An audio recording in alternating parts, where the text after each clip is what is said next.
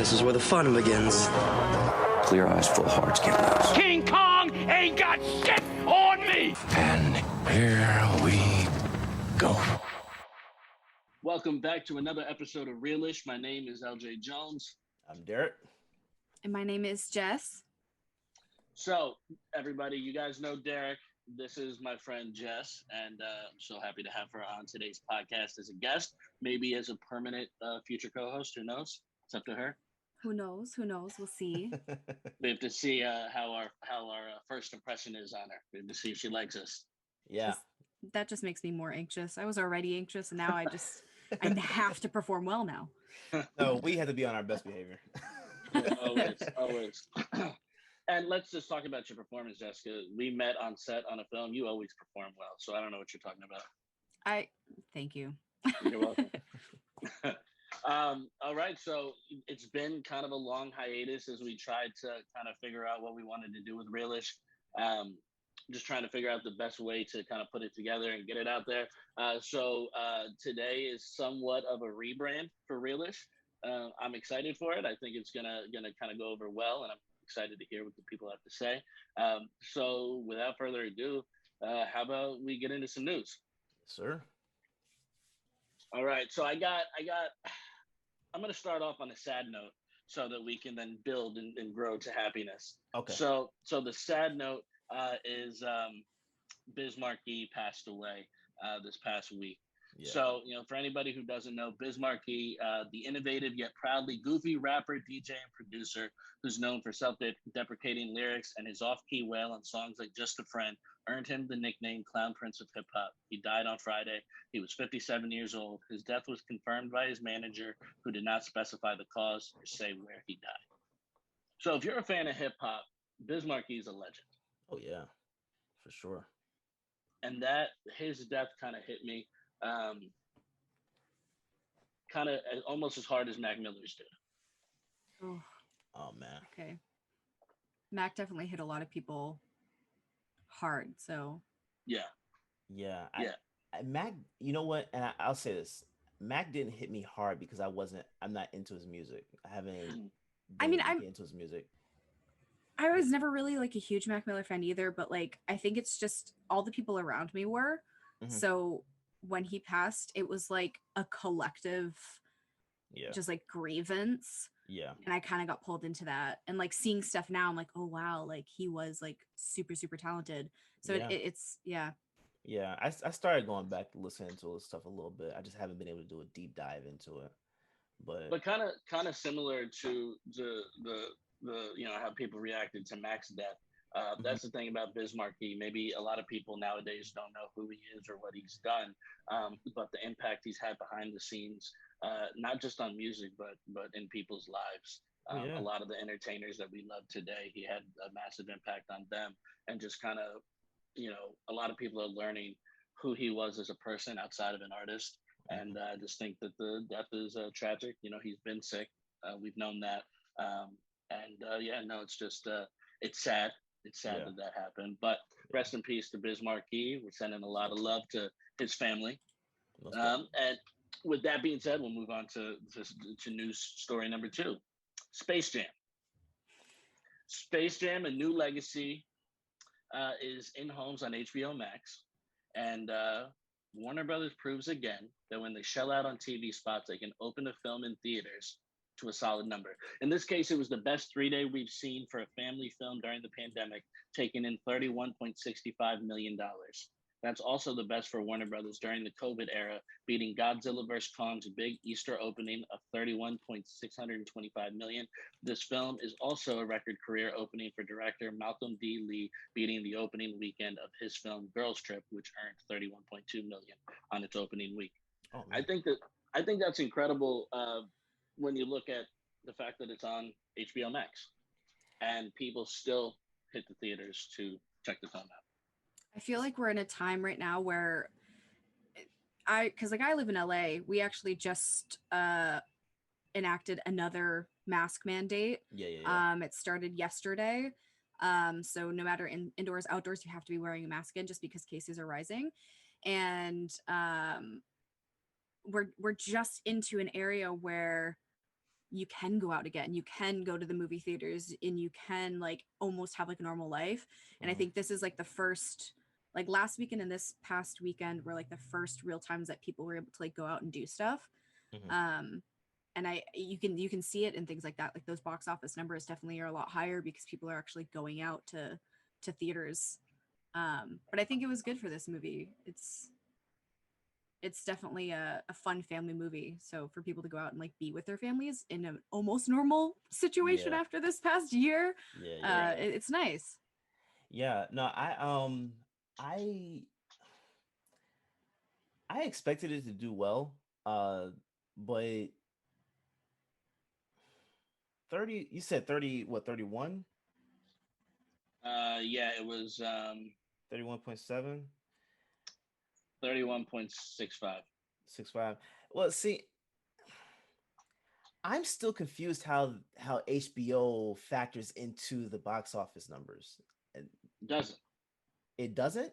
No, because that's all, it's automatic there if you subscribe to their streaming service. It's different. Like when you, and what that's actually the next point when I'm going to talk about Black Widow. Disney is implementing the sales from the premiere release on Disney Plus. They're combining that with the theatrical release. But They HBO should. and Warner Brothers isn't doing that because they're not charging an extra fee to see these new films same day. That is interesting. That's the part of it I didn't even think about, like how those numbers factor into each other. I think we were headed. We've discussed this before. We were headed in this direction already, with streaming services. Anyway, the pandemic just kind of propelled it a little bit, but I don't think they're going to be able to get away from this. I know they don't like. I know what they want is to basically keep it in theaters, and that's it. But these streaming services are going to be, that's how we're gonna get our movies now on. Like, why not? There are more people like me that like to just that don't want to go out, that still want to watch the movie. That it would just make more sense if you just go ahead and do the releases on these streaming services. So that's why I loved what HBO has been doing. I'm not paying $30 for Disney Plus. Not extra. I'm sorry. I was tempted with Black Widow, but I'm just gonna wait till it becomes free on Disney Plus. That'll be what, next month, I think. I'll wait. Yeah, I think it's like 6 weeks after like release. 6 to 8 weeks, I think, is usually like the average. Okay. But yeah, no, I definitely agree with you. It's like it's a really good way for these platforms to still make things accessible to people, especially after this last year. Like the entire industry had to re-evaluate how people are, like what people are willing to do to like see movies and stuff. Like I know I have like Disney Plus and everything through like friends or like my roommates, and one of them has like a little sister, so she just like buys everything all the time because she's like I'm gonna get the stuff for my little sister. So I fortunately get to piggyback off that, so I get to watch all of these movies like the day that they're released. And it's really really nice because like going to the movies is like, for me, like for me, going out and being social is like I have to prepare for it. So to be able to get the same experience but be home and comfy, and I can like make popcorn for myself and it's not $20. It's nice. And I do think that there's a lot of people that are very much in that same boat. So paying for that like little bit of a premium is worth it for a lot of people. And I think that's what a lot of these like film production companies are going to have to just kind of sit with, because I think that they do get a lot more engagement when a lot more people have an easier access to it. And that's through those streaming sites. Like if with Space Jam, you have to have a HBO Max account, but it has to be the like $14.99 a month account. If you have the regular base one, which is like $10, you wouldn't be able to watch it. So you're still technically paying a little bit of a premium for it. But I mean, in the long run, it's worth it. You could go to the movie theaters and pay like $10, $15 per person, or you could pay $30 and have like 6 people sit and watch it unlimited.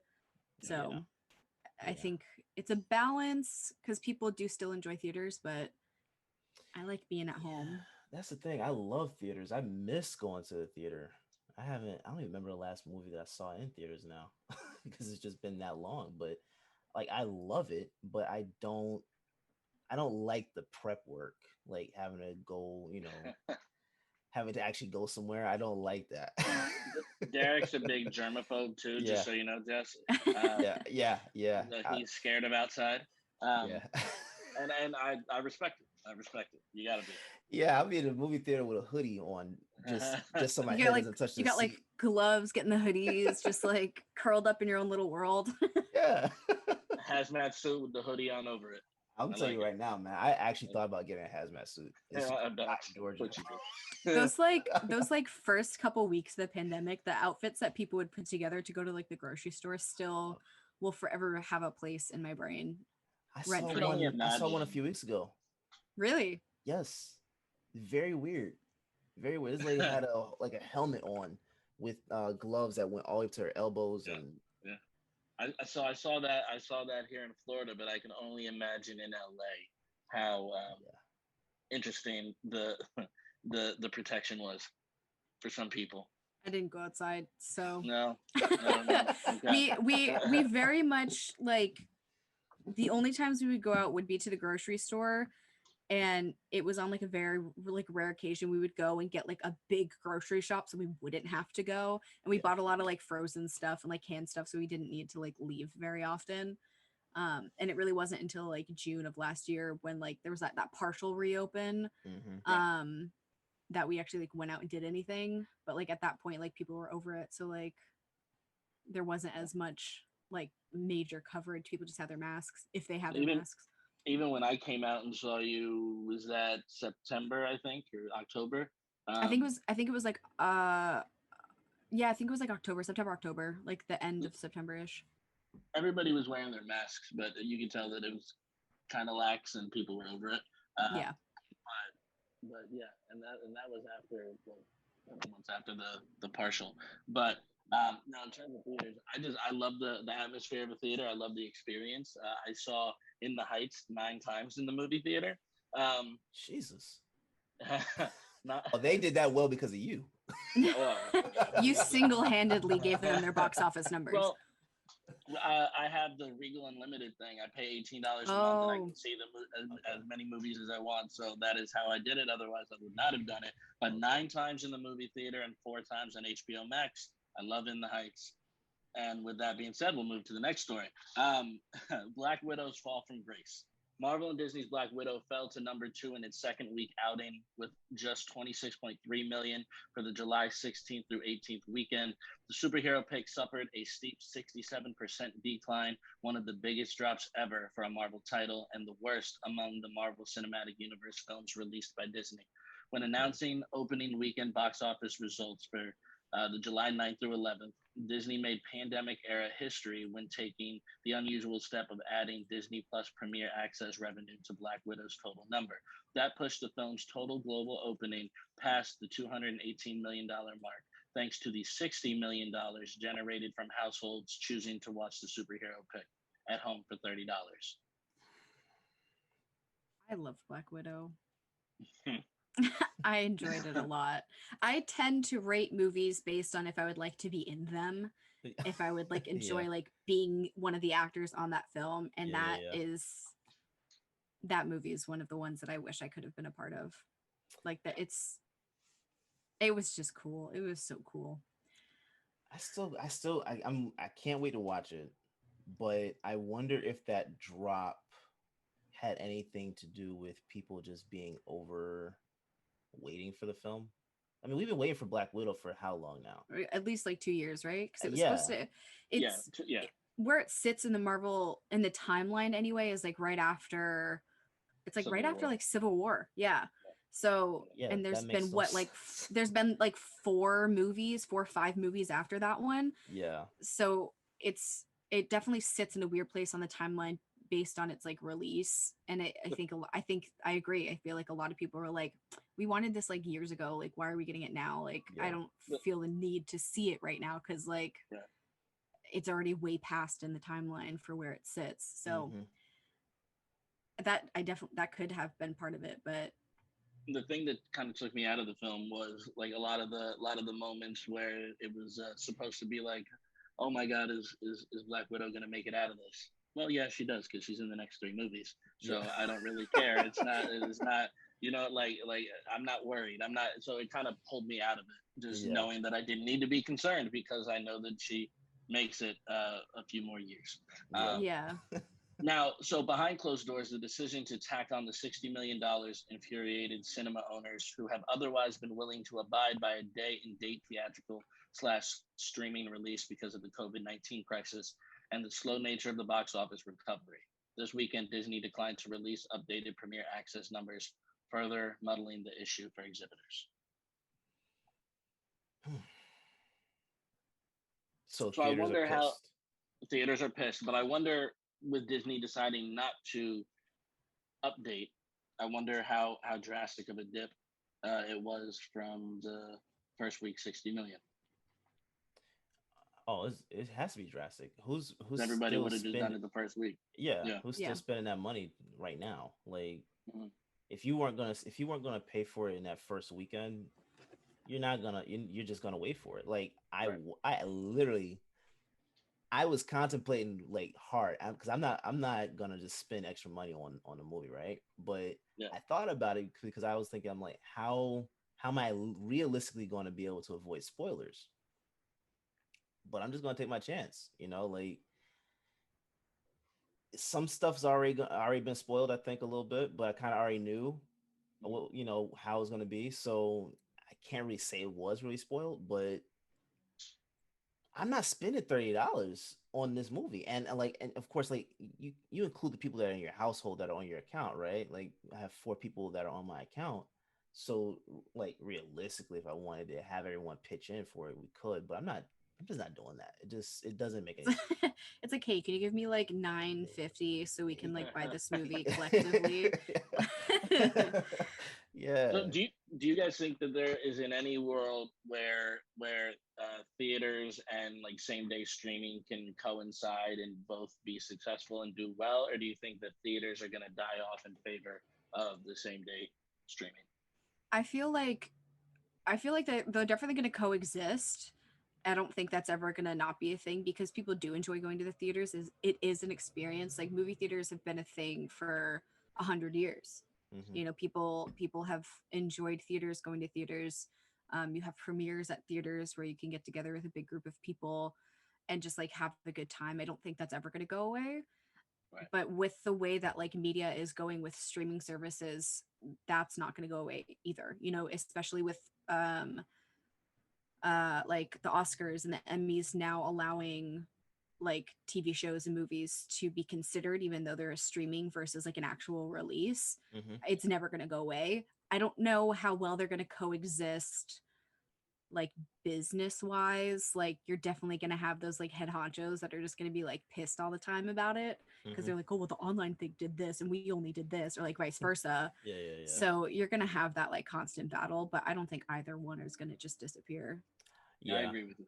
I I think agree both with you. sides have to figure out a way to incentivize, like what what's the reason you expect me to get dressed and drive to the theater over watching it at my house?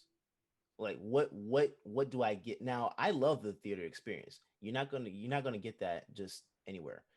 The surround sound, the environment, the The big big comfy chairs. yeah, yeah. You're not gonna get that just going to your living room. But what is the incentive? And I think if they can figure out um what will separate them in terms of being the theater versus the streaming site, I think they'll be able to coexist properly because you have the convenience of streaming. You just have to figure out as if you're the theater, what what's the element that you can bring to the table that will allow the viewer to really just want to choose you over staying home. Right. You know, so I think they'll be able to coexist. It's just, they're gonna hate each other, and that's It's fine. just finding that balance. It's just Yeah. finding that like middle ground where like everybody gets what they want, Yeah. and that includes the consumer. Yeah. Like Yeah. one of my main reasons that I don't go to the movie theater much anymore, not pandemic related, is just like the cost. Mm-hmm. Like a lot of theaters now, like you're paying $20 for a ticket, and then you're paying like $15 for like a popcorn, and another like $7 for a drink, and like $6 Really? for a thing of candy. Yeah, movie Look, theaters are expensive. look, I bring my stuff. This Okay, you can be this sneaky. this that is the advantage of either dating a woman with a big purse or your sister having a big purse. I've snuck meals into the theater. I had a, what was it, 20-piece lemon pepper that I brought in there one time. Oh, I pissed everybody off. Oh my god, that probably smelled so good too. The people Oh, around you were like, "What is this?" so Ugh. bad. But yeah, but I prefer matinees over going to Oh, I love regular going in like times. the afternoons. It's so nice. Yeah. I have this like weird mix. Like I love seeing movies like opening night with like a huge crowd of people, because you get such a great energy from it, Mhm. and you get such a great like just like feeling when like something happens and everybody's reacting to it. Mhm. And it's like almost like feeling the movie in a different way. But then if you go and you see it, a couple weeks after it's come out, or like for like a matinee and you've only got like a couple of people in the theater, it's Yeah. almost like a different feel. You can enjoy it in a different way. So I'm a little mixed on both of those, because I do love going to like a matinee, but Yeah. I do enjoy going to like a packed theater. Like I actually think the last movie I went to go see was Endgame. I think and I that and think that that was my that's last movie too. the last And one I like, saw was Space Jam 2. okay, you don't count. You don't count, I was about to say, LJ. wait, hold But like Endgame is one of those movies that you kind of almost, not, you don't need to, but you want to see it with a big crowd, Yeah. right? There But are you want specific to films you see, have to see on the big the, screen. well, not even the big screen, but you want to see with people. You Mhm. want to kind of have that experience with people. You know what I mean? But then there's movies like Manchester by the Sea that I can go see at a matinee by myself and cry all alone. Like that's It's fine. I do that at home every day anyway. It's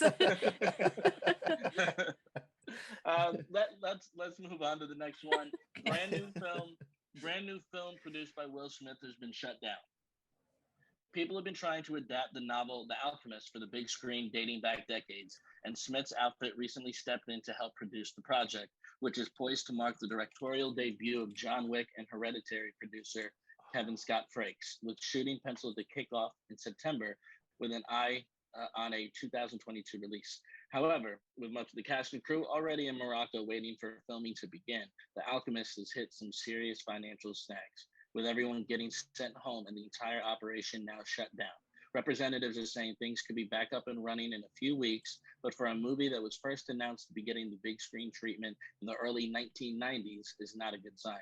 Lawrence Fishburne spent well over a decade trying to develop The Alchemist as a starring and directorial vehicle for himself, and it appears that not even the presence of Will Smith is enough to stop the latest iteration from running into trouble. Wow, I didn't even know they were trying to make that into a movie. I didn't either. I read the book probably almost like 10 years ago. It's been a minute. I don't really remember what happens, but Either. I remember I remember it being a book that I was like, wow, like this would be like really cool if they could make it a movie. Like, wow, this would be really neat. But I didn't know that they've been trying to make it a movie for almost 20 plus years. Yeah. That's wild. I think they originally announced it in 92. Damn. So 30 years. Yeah. Literally almost 30 years. Bro, So that's Wow. amazing. And I guess it kind of, you think that Will Smith can get anything done, Yeah. right? Like I don't, it didn't say what the estimated budget was or anything like that. I couldn't find any information on that. But I wonder if financial backers have just backed out of it. Like maybe just things aren't going well and it's not, you know what I mean? Like, but Will Smith's production company has a lot of hits under their belt. Yeah. You know what I mean? Like Yeah. they kind of dating back to Lakeview Terrace with They Patrick did do Wilson that. and Samuel Jackson. Yeah. And then most recently the trilogy of To All the Boys. They produced Mhm. that, and I didn't even realize that until recently. They have a lot of hits under their belt, and I just kind of wonder why um, they're having financial issues for something as big as The Alchemist. It's a major book. People love that book. I wonder if it's like I wonder if like it's like location issues or because they are filming overseas. So I'm wondering if maybe it's just like location stuff or I don't know. I feel like there's like a lot of speculation that you can kind of play with when it comes to that kind of thing. Like if it's not like working out, there's sorry, I'm just like it blows my mind. They've been trying to work on it for like 30 years and like it looks like they finally had like their foot in the door and then like what happened? Now I'm very curious. Imagine 20 years from now, the conspiracy theories when The Alchemist never comes out. Yeah. Yeah. They're We'll like come back and secretly like revisit this have it episode. like stored somewhere. Moving on to our last news story for the day. One of the leads of the CW's Charmed is leaving the series. The power of two will have to do when Charmed on the CW returns for its 4th season next year. Madeline Mantock, who has played the eldest sister Macy Vaughn since the reboot premiered in 2018, will not be returning. Only one episode remains in Charm's 3rd season, making Friday's finale Mantock's final episode as a series regular. Coincidentally, Shannon Doherty, who portrayed the eldest sister on the original version of Charmed, also departed the WB drama after 3 seasons. So I wonder, is that really a coincidence, or was it a creative decision to have her exit and then bring in a new character like they originally did? That was played by Rose McGowan. I just wonder what the whole method was behind it, or if she was just unhappy and wanted to leave, or ready for new ventures, or whatever the case may be. That makes me think a little bit too, because when Shannon Doherty left, I think that there was like a lot of conflict on set. I remember that being like a thing. So they were like, all right, we're just gonna like write your character off, and so they kill her. And so she left. And they brought in Prue, right? Prue, yeah. Yep. And I think that added like such a really good like dynamic to the show to keep it going. Because how many seasons did it last? It lasted like what, like 8? 7 or 8. 7 or 8. That was like a show my family watched growing up. That was like one of our favorite shows. So do you watch the revival? I tried to watch like the first episode, and for whatever reason I couldn't really get into it. I do want to like take the time to sit down and watch it at some point. But I tried to sit down and watch it. I just couldn't really get into it, and I think I was just so stuck on like the original that I was like, this isn't the same. I don't want to watch it. Now, I know there has been, like, I haven't watched this version, but I know there was a lot of drama between the original cast and this cast too. So it was almost to the point where I thought that it was going to get canceled after like season 2 or something. I thought it was too. I thought like drama. When they first brought it up and there was like all that drama going on, I thought that I was like, wow, they're going to do a season and that's it. But when it got picked up for more, I was like, well, okay, I guess it's probably a pretty good show. And I think that's when I was like, let me sit down and watch it. And I just couldn't get into it. I really would like to, because it was such a great series originally. And it definitely like, I think pioneered the way for like female lead shows. But I feel like it could be just kind of to pay homage to the original series, to have that same character kind of just be removed, or like the oldest sister be removed, but who knows? Derrick, what do you think? I've never watched Charmed, but I think what's actually shocking me more is that CW is still around. Dude, CW makes such like campy, like teenage angst shows, and I love almost every single one of them. Right. Yeah. Are they still doing like 20 episode seasons? Yep. Really? Most shows, not all shows. A lot of shows though. Like the DC TV shows are 20, 22. Supernatural stayed that the whole run. Wow. Legacies, which is the Vampire Diaries spinoff, they do I think 18. Yeah, my buddy's in that. Yeah. Wow. That's interesting. I don't know. It's one of the few networks still doing it. Yeah, the big ones like Grey's Anatomy or whatever. But Yeah, no, I'm actually wondering because I know Smallville is coming back as an animated series, yeah, and I was trying to figure out are they putting that on there or are they, where's is that going to HBO or what? it's nowhere yet. It's Tom Welling and Michael Rosenbaum working on it on their own and trying to Oh, pitch and sell. bet, bet. Yeah, I wonder if Allison Mack will voice her character from jail. no, not at all. Oh no. I mean, it's, it's Oh No, my possible. god. I listen to Michael Rosenbaum's podcast. I listen to it like pretty often, and he talks about that whole thing. Like he talks about how like they were still in production of the show when she had gotten mixed in with Nexium Yeah. and they were trying to get him and Tom, and like it's kind of a wellness group is what they were kind of Yeah. calling A wellness group. Oh my god. it. But all right, that's it for news. We're gonna take a small break, and we'll be back with the review for Space Jam: A New Legacy. Stuff.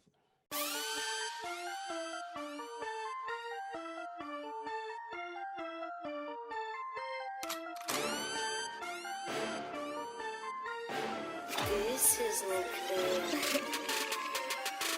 When I get up in the booth, bitch, you know damn well that I'm gonna go stupid. Cause I'm living out these dreams that are lucid. Could really give a fuck what her, him, or you said. They said I'm a motherfucking nuisance with a drink in me cause I'm so damn boosted. They hate it when I go ape shit like a poochin'. That's word of Marcel and my new friends.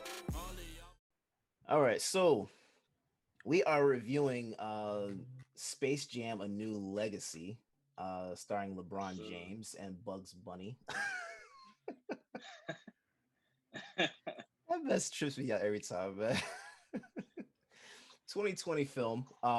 Just came out this past weekend, right? Friday. Yeah. Friday, yeah. And as LJ said, it earned 31.7 million. I was trying to find what the box office was opening weekend for the original. Yeah, I'll look it up. And what like that's I think I'm reading this wrong. Because I think I saw something about it. It was like somewhere around the 27 million. 250 million was the full box office. I'm trying to find opening weekend. It was like opening weekend. Whoa. No. Because it throws me off because if it is 27 million, it's weird because that was in the height of Michael Jordan's career, but between the LeBron and Michael Jordan debate, they can go ahead and say LeBron won that one if that's the case. Well, so it's saying here, it's not giving any numbers, but it's saying that the original Space Jam was the 10th highest grossing film of 96. I'm still trying to find the opening. Oh no, it grossed 90.5 million opening weekend. Okay. Oh okay. my. That makes more okay. sense. All right. That makes 90.5. Wow. And just like we were talking about earlier, but I'm somewhat wondering if this one would have made more opening weekend if pandemic wasn't a factor. Oh, absolutely. Yeah, people wouldn't have been watching it on HBO Max because that wouldn't have been a thing. To the same day releases. Yeah. I think we still would have ended up there, but I don't think this soon. Oh yeah, for sure. But what were y'all's thoughts on the film itself? Like, did it live up to the hype, or? I thought it was cute. I'm trying. You have to kind of remember that it's a movie that was designed, like it was made for children. Like it was made to be a children's movie, and like I'm almost 30, and I have to remember, I'm like, this wasn't made for me and like my demographic. Like I'm sitting here like reminiscing on the original that like I grew up with, being like, wow, it's not the same. But I'm sure when it first came out in 96, when I was like 3 and like my sister was like 10, it was probably like the greatest movie in the world. And so I viewing it from like, if I were to like take like kids to it or something, I thought it was a really good movie. I thought it was a really good movie for kids to see. Again, it's not made for like a 30-year-old, 25 to 30 years old. We're gonna see it more as like a like kind of campy, cheesy film, but I think that's what it's supposed to be because it's made for kids. Yeah.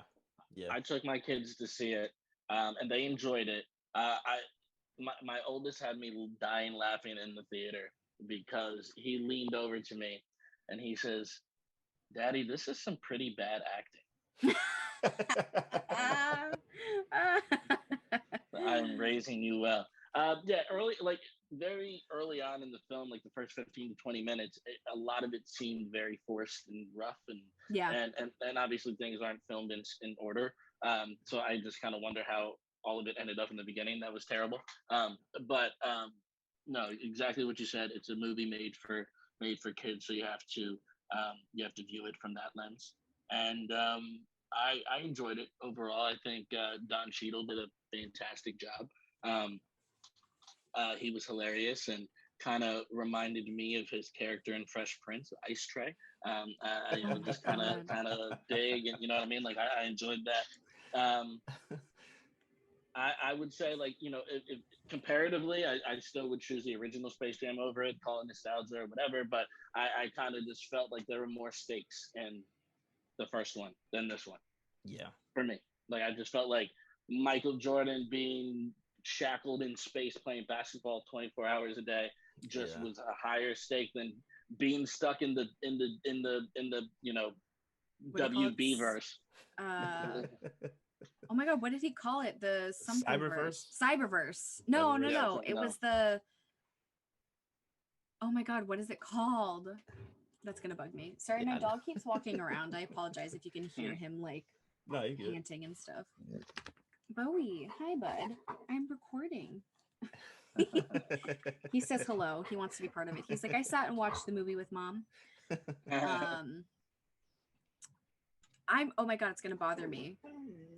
Bowie, I know, right? I know it's gonna bother you too, huh? Hold on, let me go let him out of the room really quick. Sorry. You get. Out of the room.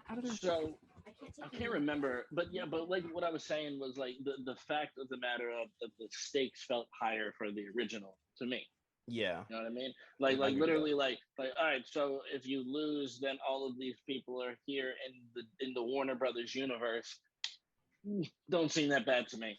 Like if I can bounce around and if I can, you know what I mean? Like if I can hang out with Rick and Morty and then move on over to Game of Thrones or Harry Potter, you know what? Fuck it, I love it. Like that, like the stakes just don't seem that bad. Yeah, I would say that would stress me out. That would stress me out. That's too much energy 24/7. I couldn't do it. I'm seeing a lot of weird ratings. Like IMDb has this at a 4.3 out of 10. Rotten Tomatoes had it at 31%. I'm 31, okay? So I get it. I love the nostalgia of the original. But this actually like stood on its own. I didn't feel like this was what I was worried about with this one was when they first announced it. I was like, oh Jesus. Space Jam 2, and you have LeBron James doing it. This is gonna be. I'm thinking they're gonna mirror the first one, like shot for shot type of thing. And then we said that it wasn't a reboot, but it was just just an addition. On its own. Yeah, I was like, okay, like a spin-off kind of. Yeah, that would be.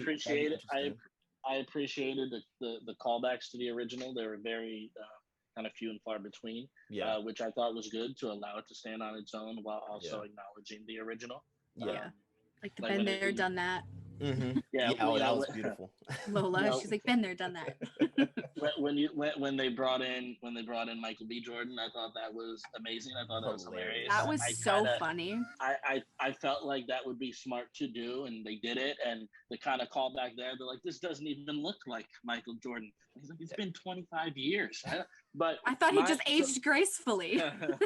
my favorite show of all time is Friday Night Lights. So when he started chanting "Clear Eyes, Full Hearts Can't Lose," I lost my shit for a second.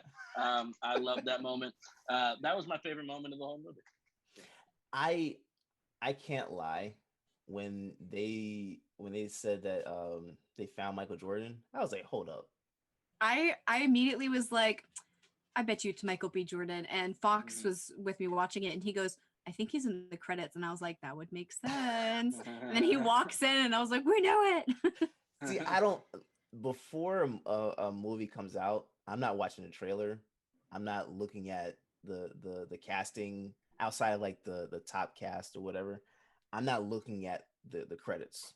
I go in so that I don't know what's going to happen. So Yeah. that moment, I was literally just like, did they actually bring in Michael Jordan for this? That would be dope. And then to see Michael think- B. Jordan, I was like, oh, that was hilarious. I laughed a lot with this movie. I enjoyed it.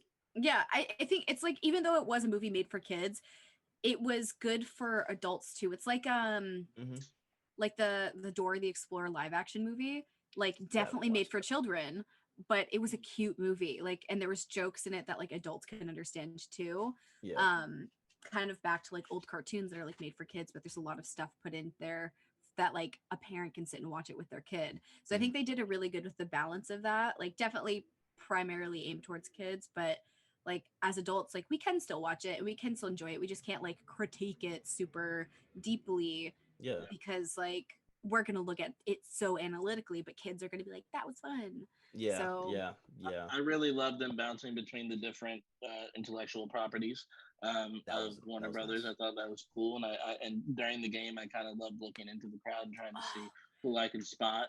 You know, when you see Pennywise or like the 60s Batman, like the Mask, you know what I mean? Like Scooby Doo, you know, Iron Giant, like all that was really, really cool to see. Like I really spent I loved it.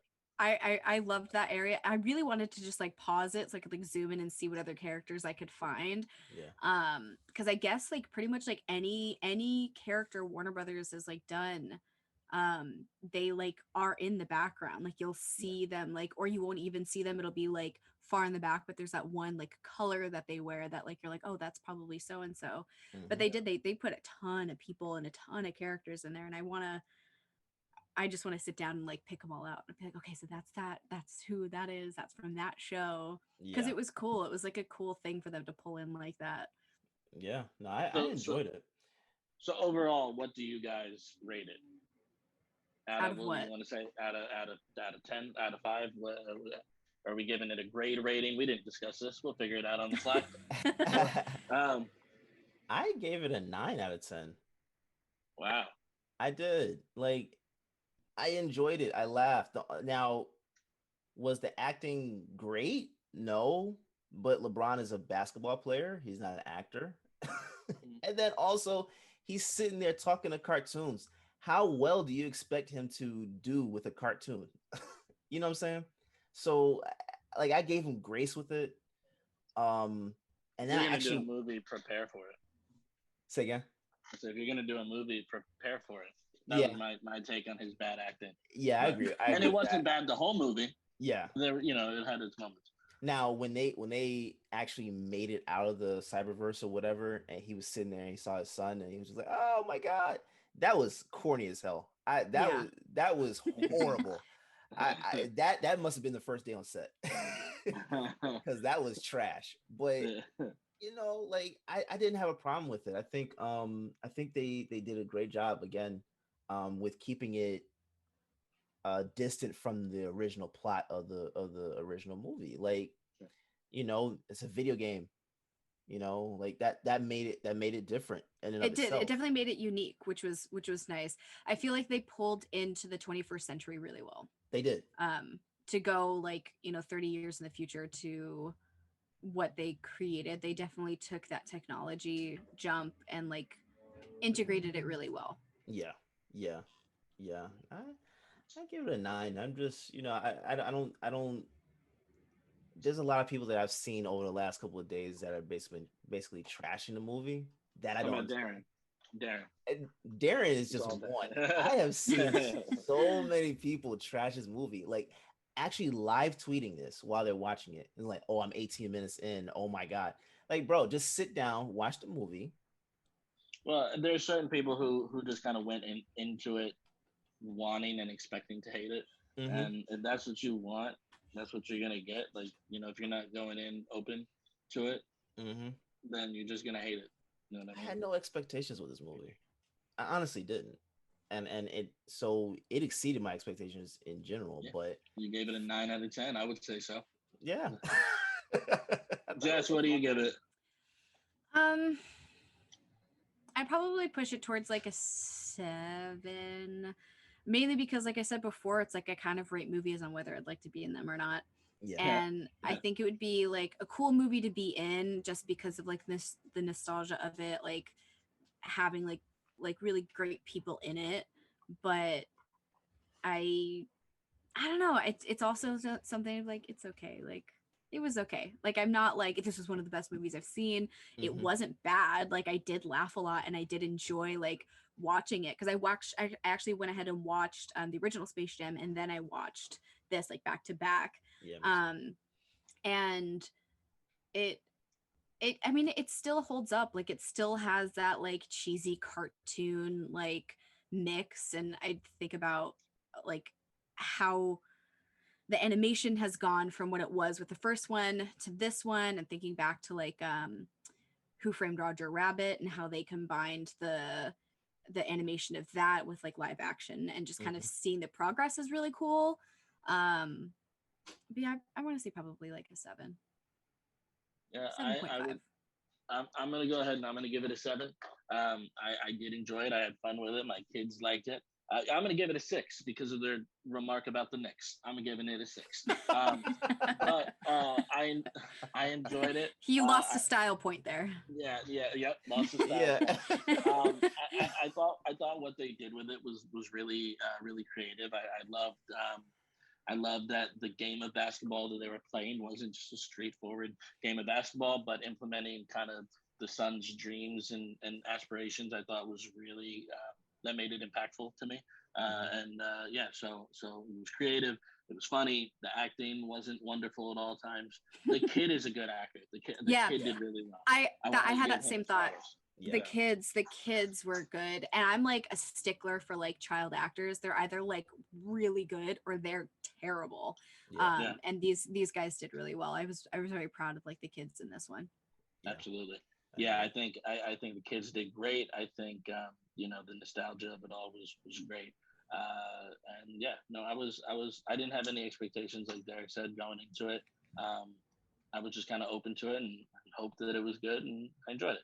Yeah. So do you guys have any other points before we move on? I'm just not a big fan of the uniform. That's pretty much it. Dude, who else thought it was Toon, like Toon and not Tune? That the entire time growing up. Yeah. Like Yeah. I remember it and I was like, is this like a Mandela effect? Yeah. I remember it being Toon, like a cartoon, like That's the what I Looney That's what I always Tunes. thought it was. But we looked it up, like, because we were talking about it like after we watched the movie. I was like, why? Like it's Toon. We looked it up. It's always been Tune. Yeah. The only time it was Toon was when they had like the Tiny Toons, when they Yeah. like had like the baby versions of the cartoons or whatever. And Yeah. I refuse to believe that. I, Like, but yeah, Brainwashing. I agree with that. because like it's so weird because they changed to something in it in like the 80s, and like in the 80s is when people thought like Nelson Mandela died, even though he didn't. And I'm like, that's when everything swapped. That's when everything changed. It went from Tune to Tune. But yeah, no, the outfits were weird. Oh my God, what was it? Kazam, but it's not even Kazam. him. Oh my Or God. Sinbad? Was it Sinbad or Shaq? It's Sinbad. It's Sinbad. Sinbad. Yeah. But everybody thought there was a movie with Shaq that was like the same thing, like where he's like a genie. There definitely was. It was.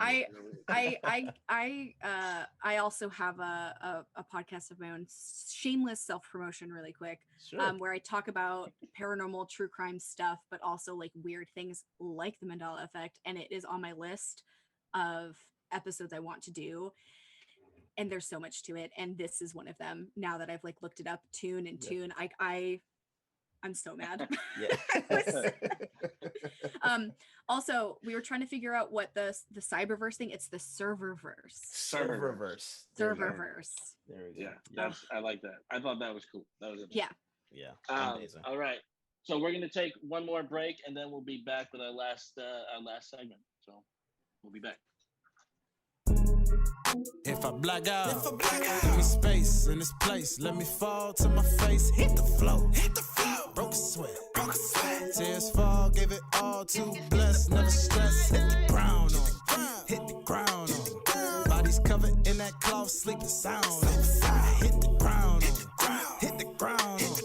Well in peace, digging it deep. Don't forget the real. Deacon made the call. I was in the bad pews, front door wide open. Felt like Drake. Okay, so welcome back. This is going to be our last little segment here. We are going to kind of do just like a quiz. So we're going to do some quizzes. Some of them are going to be some quick stuff. I'm going to keep track of everybody's points and see who wins. We don't know what anybody wins yet. We'll figure that out in the long run. But maybe the loser just gets a punishment. I don't know. Yeah. they have to host next time. Yeah. or if I lose, I have to go outside. Oh my god! And you can't bring hand sanitizer with you. Oh, you that would kill me. Yo, that would kill me. You have to go sit in the theater Friday night at 8:00 in a t-shirt and shorts. Oh my god!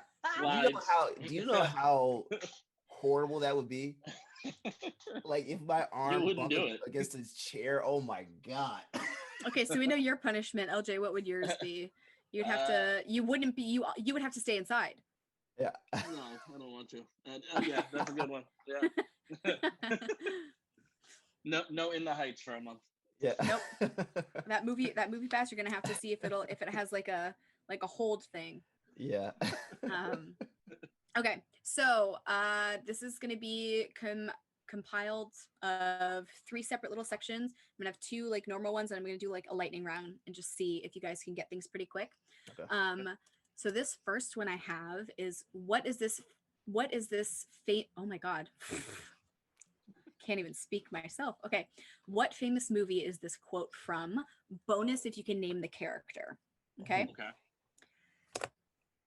Ready? First one. As if. Clueless. Yep. Do you know the character? I don't know the character. Oh man. Her name is Cher, and she's an icon. Okay. Okay. Second one.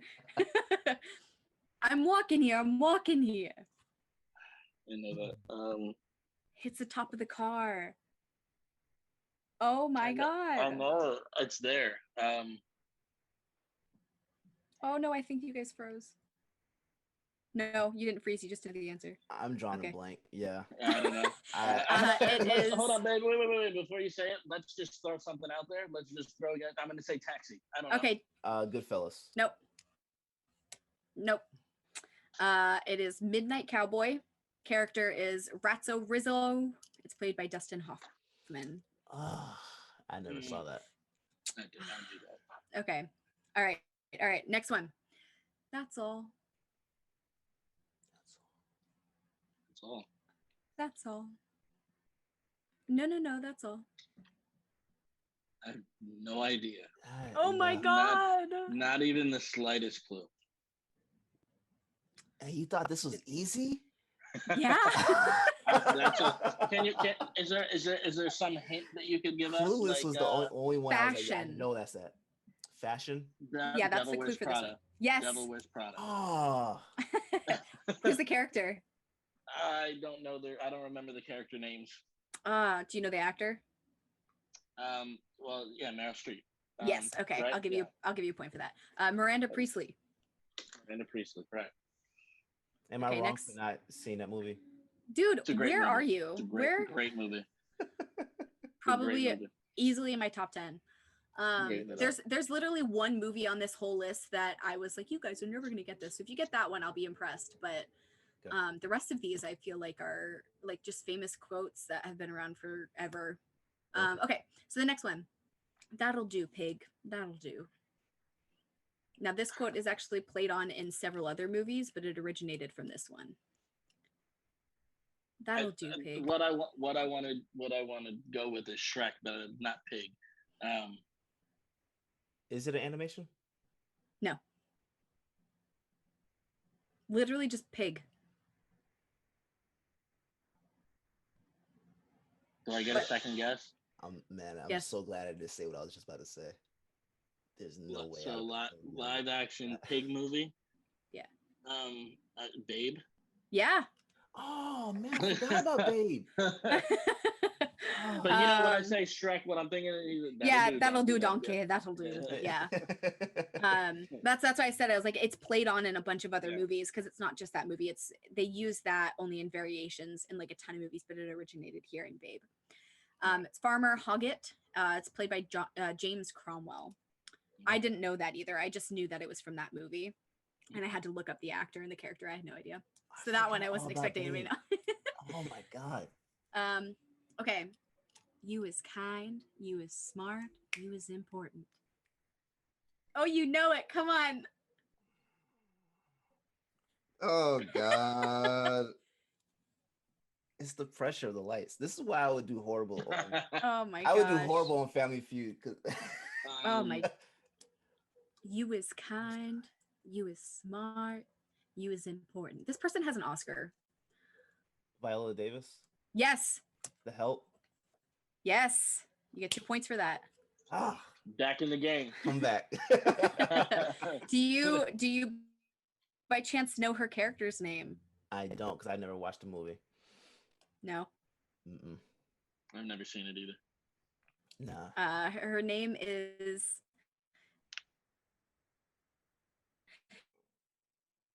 Oh no. Oh, is she freezing? She's frozen. Oh no. I was hoping that wasn't my internet. No. Yeah. Okay. Are we okay? Yeah. You're back. Okay. You're back. You're back from the server. Okay. Back from the servers. I forgot where. So that movie. It's LJ. You said you haven't seen it, right? No.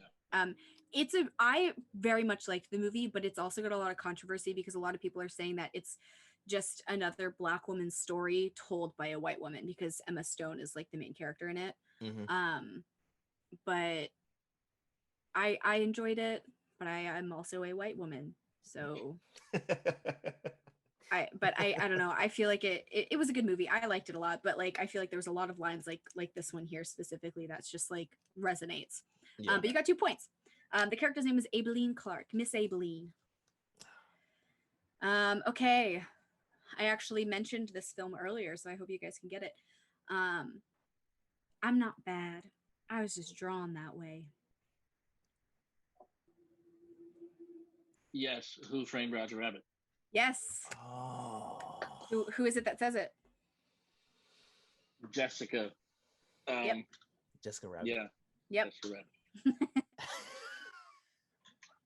All right. And I don't know the actress that plays her character. I could not find it. I found like a woman who plays her like body model or whatever, but not like the actual actress that voices the voice her. actor, yeah. So I unfortunately don't I have never that thought information. about who actually played her. Yeah. I can't remember the woman's name because I didn't write it down because it's not the voice. But I guess there was a woman that was used as like the body double for the art. Yeah. But That's amazing. okay. So, which fun fact, that line was recorded before any of the animation for her character had been created. And the animator was told like basically like your biggest like sexual fantasy, just create it based off that line. And he created Jessica Rabbit. Wow. Yeah. So she's not bad. She's just drawn that way. Okay, so next one. I'm king of the world. Titanic. Yes. Oh. It's Leonardo DiCaprio. What is the character's name? Jack. Jack. Derrick. Derrick gets the Jack point. I also didn't see that movie. You never saw it? Titanic? Never seen Titanic. I had to tell. Oh. You need to see that movie. I remember watching that movie on VHS when it was split into 2 VHS tapes. I have the Blu-ray. I knew about that. Yeah. I have yeah. But I had to tell my mom that movie was completely fabricated.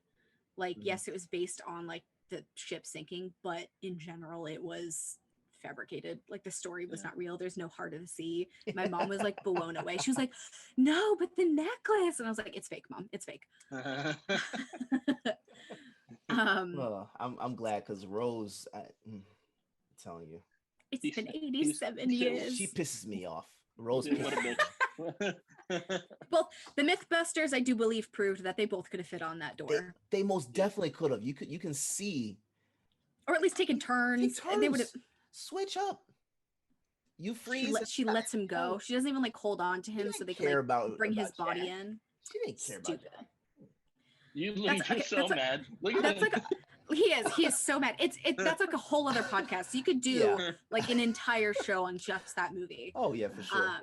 Okay, moving on. So this one, roads. Where we're going, we don't Back to the need Future. roads. Oh my god, I didn't even finish it. Who says that? Doc Brown. Yep. Played by Christopher Lloyd. Yep. Who conveniently was also in Who Framed Roger Rabbit. So when I was looking up like characters for that, and I was like, oh, what's the next one? I was like, oh, let's do something from Back to the Future. And I thought of that line, and I was like, what's the actor? What is his name? And I like looked down at the like Who Framed Roger Rabbit, and he was right there. And I was like, oh yeah, perfect. Okay. Next one. Carpe Diem. Seize the day, boys. Newsies? No. Yeah, I don't know. Any guesses? Dunkirk. I'm gonna. Huh? Dunkirk. No. Oh no. Do you guys give Peter up? Pan. No. I don't know. If you think of Hook Toy and a Story. character in Hook, he is also an actor in this movie. Robin Williams. Yes. Jungle. Jumanji. Nope. Patch Adams. I don't. No. It's from. I think this is Doubtfire? from like. No, I think this is from like the early '80s or late '80s. You're not gonna get it. No. The Dead Poets Society. Dead. Oh, I should. Dead. Oh my god. I love that movie. I'm not giving anybody points. I give you hints. Okay. One more. This is the last one. So far, LJ, you're smashing it. Okay. Yeah. All right. Hello. My name is Blink. You killed my father. Prepare to die. Princess Bride. Yes. What is the character's name? What's that full line? He says his name in the line. Yeah, I can't. I don't know his full line. In Montoya. Yep. Indio count? Montoya. Yeah, I'll give you a point. I wanted to. I just every time I go to say it, I almost go to say the Esteban. From Esteban Julio Ricardo Montoya de Rosa Ramirez. Yes, that's where I always try to go. It's not it. I should have pulled that. If we do TV shows next, I'll try to squeeze that one in there. It's played by Mandy Patinkin. Yes, in Criminal Minds. Yes. All right, so that's the ending of that first little section there. What's that first little round? What's the score? So LJ over here sitting at a good solid 12. Derrick, you got 3. 3. Hey man. At least it's better than nothing. It's better than nothing. I will. Jesus. Okay, so now we are in to directors. Let's see how well you guys know directors. I did have to look a couple of these, so I knew most of them. There's like a couple that I couldn't remember like the first names of the people, but okay. So who directed these films? Super 8. Nope. What? It was J.J. Abrams. Yes, with. Oh my god. Spielberg. Yep. I'll give you 2 points. Because they both they co-directed and produced it. 2 people I would kill to work with. Okay. Man. Pan's Labyrinth. M. Night Shyamalan. Nope. No, wait, what? No. No. That is not M. Night Shyamalan. Shyamalan. I always mess his last name up. Are you sure? I am 100% sure. I could have sworn he did that. No, he did a lot of other movies. Oh, Pan's man. Labyrinth. All right, well, I have nothing then, because I thought he did Pan's Labyrinth. David Bowie. No. No, that was just Labyrinth, and he didn't direct it. It's Guillermo del Toro. Del Toro! Oh my god. I'm disappointed. I'm gonna do. I already know I'm gonna do. I love that movie. Listen, this might be where Derrick can redeem himself. Hey, I'm gonna come back like LeBron's hair. Okay. Jesus. Next one. Remember in the cartoon when he first turns into the cartoon and he has to like flip his hair around? That was cool. I liked that. That was when he was like, That was what the hell? hilarious. Okay, so next one, Selma. I'm black. I should know this. I mean, this director is. Oh my god, it's a woman. Why can't I think of it? Ava DuVernay. Yes, good job. Yep. All right, Psycho.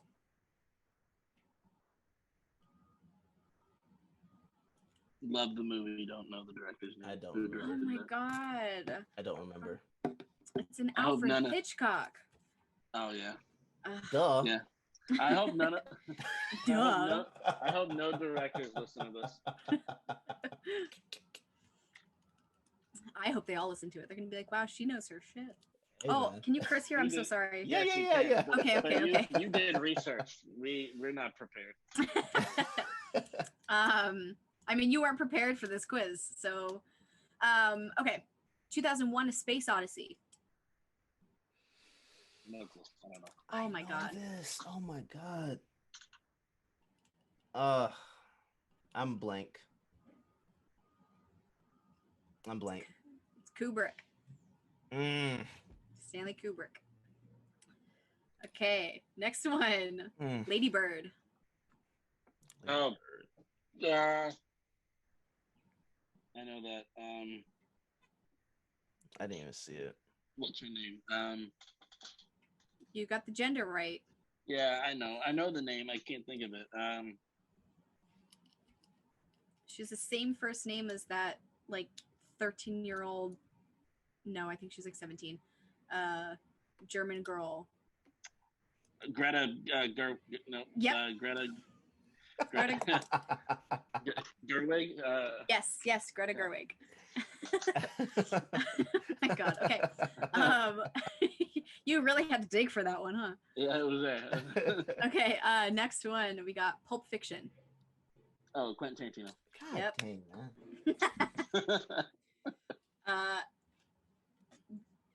This film was filmed in the town I went to high school in.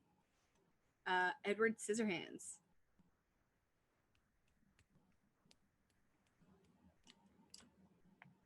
Oh my God, come on. That would be Tim Burton. Yes. Tim Burton, yeah. Okay, we got two more. Snaps All right. helped. they triggered it in your brain. Yeah. Okay, next one, The Hurt Locker. Oh, Patty Jenkins. Nope. Nope. It was a girl too. What's her name? Yep. Not Patty Jenkins. I don't know. She's brilliant too. She's so brilliant. What else did she direct? That'll help me. Let me pull it up really quick. Yeah, I don't know. It's right there. I know it because I just listened to a podcast where she was being interviewed.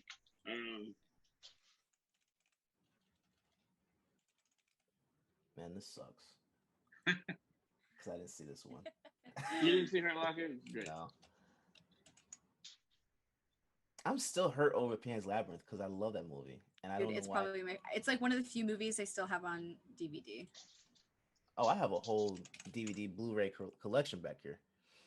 I had to when I moved to LA, I like only kept like a handful of stuff. Oh man. I literally like packed my car up with what I could and drove across the country. And Pan's Labyrinth was one of the things that I brought with me. Love that movie.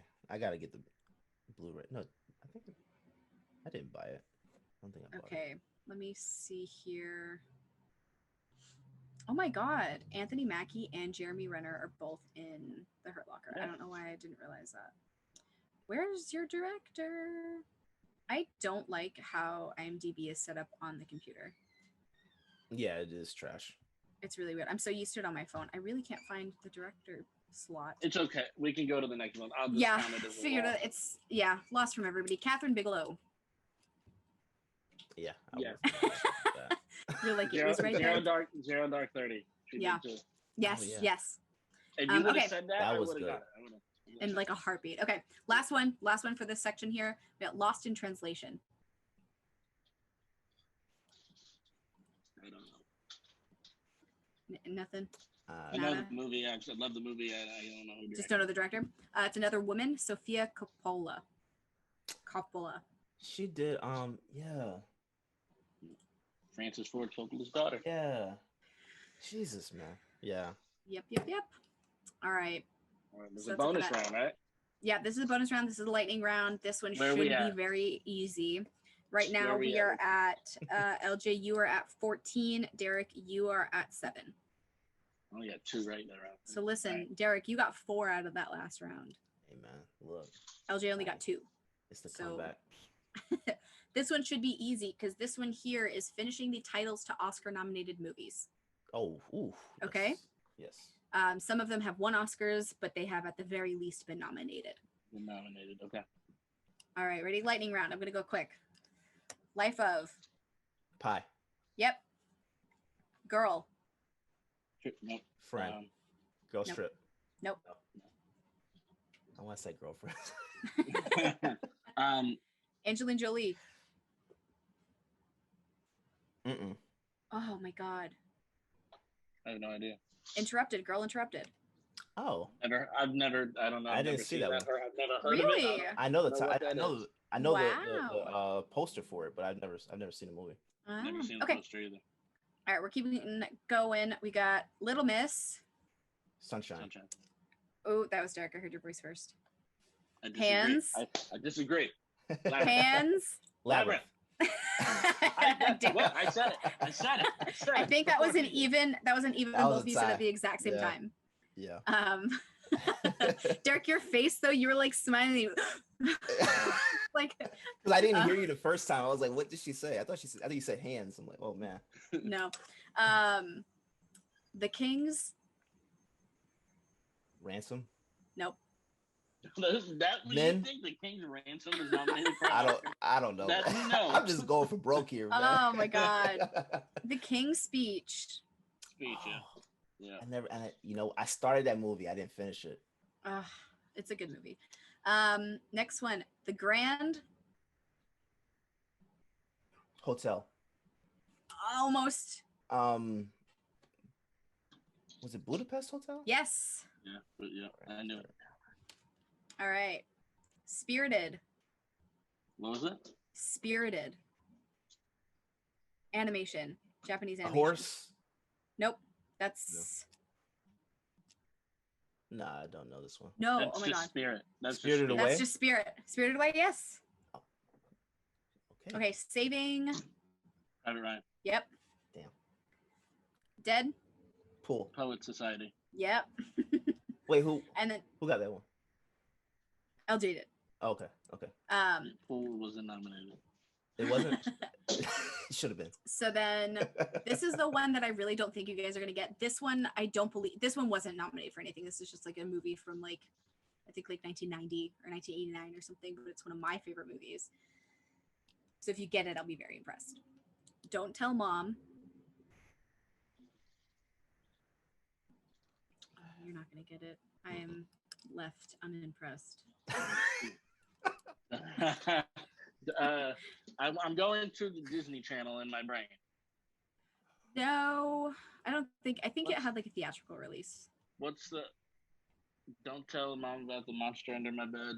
No. What's that? Mm-mm. I don't know. No clue. No. I want to see Christina Applegate. Mm-mm. She's the lead in it. It's like when she was like 20. This is a movie that I would love to be in, or if they remade it, I would love to do the remake.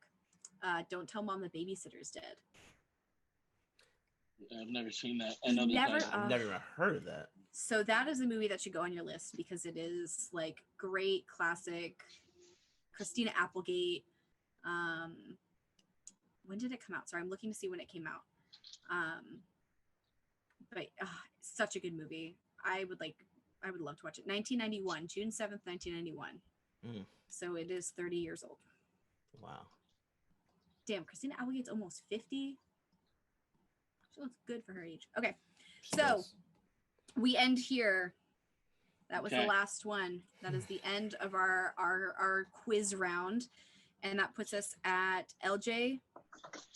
You have 17 points. Derrick, you have 12. So LJ, you are our winner. Derrick, I appreciate your effort, but you do have to go outside.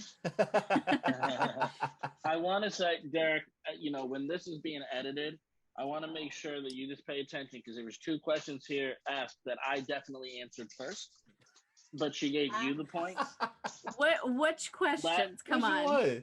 It was Hands Labyrinth and the one before that. Pan's Labyrinth. That's Hands, how I know I got it. No. When you go back. What? I gave you the point for Little Miss Sunshine. Yeah. No, there's another one. It wasn't that one. I don't know. There was two. I know we tied on Labyrinth, but I don't remember the other ones. We tied on the second time I said it. No. Maybe I was just trying to be like, hey, Derrick knows this one, and I know he knows this one, and he's behind on points. So maybe I would look at that one a little bit. But even so, LJ, that still puts you at the top spot. So you won with 17 points This time. I love it. Well, Jess, thank you for coming on and being a guest. Can I put you on the spot and ask if you'll be back as a permanent co-host? I would love to. This was really, really fun. Yay. Awesome. All right. So the official rebrand has begun with LJ Jones, Derrick Myers, and Jessica Lemon. Most definitely. Give your social media. Me? Yeah. Let's give it. So all of my social medias are just Jessica L Lemon, so Lemon with 2 L's. That's pretty much it on like Instagram, Twitter, all that fun stuff. I don't really use Twitter that much as I used to, but Jessica L Lemon. And then I mentioned before, shameless self plug for my own podcast that I run. It's called Sour, Sweet, and Spooky, paranormal, true crime, weird, spooky cryptids. I've seen that. No, really? Yeah, I think I started listening to that a couple months ago. Really? Yeah. Where did you find it? I don't know. I sent it to you. Did you send it to me? Oh. Okay. I know I've listened to that before. Okay. I was like, no, there's no way. What in the world? No, but I think it was on a list of podcasts because I was looking into some podcasts just to find. I could have sworn I saw that on a list. Well, it's great, so it should be on the list. Yes. I'm kidding. I'm not that self-absorbed. But I've taken a hiatus. It's been like 6 months. I was going through some stuff, but I have went to San Francisco, went to a bunch of haunted places a couple weeks ago. So I have a few really, really good stories lined up, and I'm really excited to get the ball rolling on that again. Awesome. So at Sour Sweet Spooky for that, and that's gonna have more me content if you want to listen to it. So yeah. Awesome. Well, thank you so much for joining the team and being a part of Realish. Of course. So with that being said, this is a brand new episode of Realish. We're finally back, and we will be back week after week after week from this point on. So farewell. See you next week. Bye.